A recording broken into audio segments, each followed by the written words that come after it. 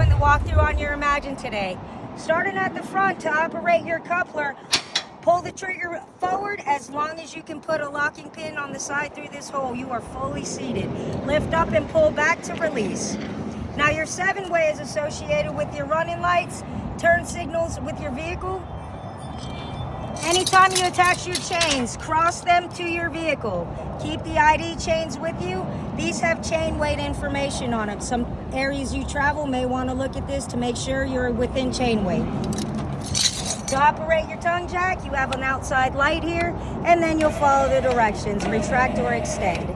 If the motor fails on your tongue jack, if you remove this rubber cap, you'll use your stabilizer crank to be able to lift this up so you're not stuck at the campsite. Now, if for some reason your chains fail, this is your emergency breakaway. It'll yank this wire out of a switch right here and literally lock your brakes. Back behind your tongue jack are your propane tanks. If you see this lever right here, you are actually monitoring this can. If you wish to monitor the other one, just rotate the lever. Now back behind your propane tanks is your battery. These are the wet cell batteries, so you're gonna have to pop off these 2 caps. If you look dead center in each hole, there's a metal plate. As long as the water is above those metal plates, you're in good standing. Keep in mind, there are barriers in here, so if this hole is empty, this one's low, you must put it in each hole. Now, all around you'll see your VIN information. There's a sticker right here, a plaque right there, as well as on your driver's side. Now pay attention to the lights right there. The switch for those lights are in this front compartment. So on that inner wall, this first switch will illuminate your front cap. This illuminates your compartment. All right, tire inflation is also on the driver's side, again with your VIN. Now to operate your stabilizers, we're gonna follow and wind down.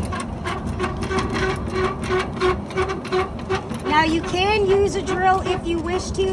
No high impact torque. Once it's on the ground, that is it. This helps the wobble as you're walking inside your trailer. Make sure you walk around to make sure your stabilizers are up before you head out. There you go. Now over here is your battery disconnect. As long as you're actively using your trailer, keep this in the on position. When you're going into storage, pull the key out. Now over here you'll have cable satellite connections in case you want to watch TV out here. This right here is going to do 2 purposes. It'll be city water or tank fill. Depending on how you're going to supply water, just rotate the valve. You do have an outside shower, which is a quick connect. Pull the collar back, push it in, and there's your water. Now, this is your secondary fresh tank fill. This is the gravity fill if you don't wish to use the screw on. Now, to dump the water out of your fresh tank, if you look on the bottom of your trailer, there's a white handle. Don't worry about the twist action. It's a pull and push. Now, over here is your black tank flush. Very, very important. This goes to your toilet tank. Manufacturer says go to your dump station, dump the black and gray, then come back over here and flush your black tank. This right here and that right there, this is your furnace water heater. Both of those produce heat on the outside. Make sure nothing in front of it's gonna get damaged. Outside light, your switch is on the bottom. Now with your dump station, these 2 pieces must be touching, the hook and the notch. If it is any way partial way, like such, gravity's gonna push whatever it wants to, possibly your sewer hose. Once you connect your sewer hose there, if you notice these are labeled as well as color coded. So you'll yank the black first. Once that empties out, push it closed, then pull the gray.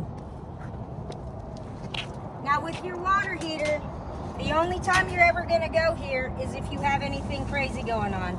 You have a fuse out here as well as a master switch. If you do not see power to the display on the inside, somebody might have opened this up and played a trick on you. Now, for storage purposes, if you are not using your trailer for a period of time, even though this is an on-demand system, it does hold a bit of water in it. I want you to unscrew the strainer, unscrew the drain plug. Whatever's left in this water heater will dribble out here.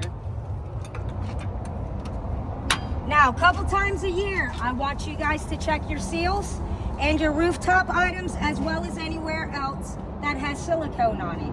All of those cutouts are water intrusion possibilities. If you're running into cracks in your silicone, just add some more. There is slide out spray lube. You can keep these conditioned. Now, underneath your water heater, if you see the cold and hot water lines, this is all the water inside your trailer. Again, for storage or winterizations, you want to open those two valves up, get the water lines clear from the inside out here. Now, when you're dealing with your tires, 110 foot-pounds on your lug nuts. Got to do it in a star pattern, otherwise you're not doing a thing. That right there is the vent for above your microwave. Make sure you keep it closed during travel. Now, if you see this hole and follow that hole to the frame right here, this is your override for your slide room. So if any of your motors fail, this is how you'll pull your slide room in. Again, you'll use your stabilizer crank to pull that in. Sewer hose holder is right underneath this slide as well.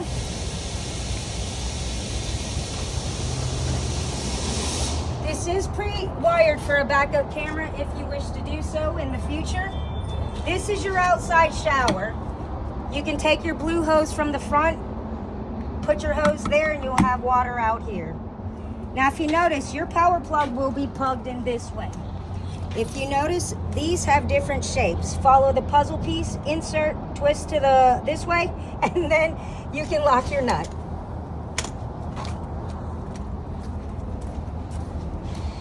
Now, coming along on the other side here, you'll see two holes.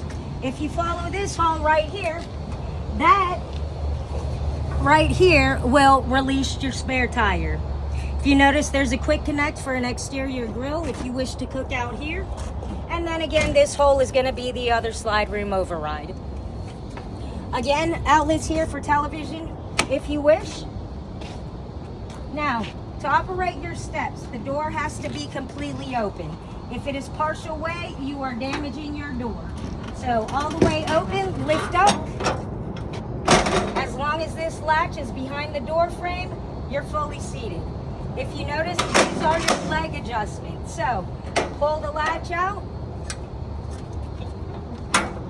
Now, these two plates must be touching. Again, if it's too high, you're not going to be able to close the door. To release your screen door, just pull the handle. All right, now this is just the other side of the compartment. That completes the outside. Give us a call if you have any questions. Now we'll move to the inside.